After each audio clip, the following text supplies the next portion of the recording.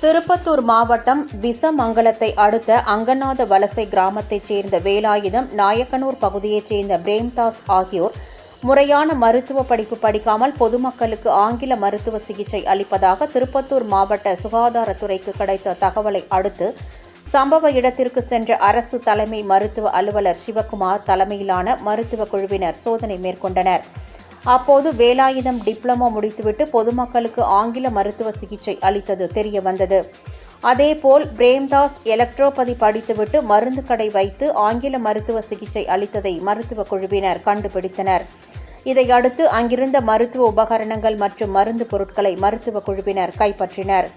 இதுகுறித்து திருப்பத்தூர் கிராமிய காவல் நிலையத்தில் அரசு தலைமை மருத்துவர் சிவக்குமார் அளித்த புகாரின் பேரில் போலீசார் வழக்கு பதிவு செய்து வேலாயுதம், பிரேம்தாஸ் ஆகிய இருவரையும் கைது செய்து விசாரணை மேற்கொண்டு வருகின்றனர். இச்சம்பவம் அப்பகுதியில் பரபரப்பை ஏற்படுத்தியுள்ளது.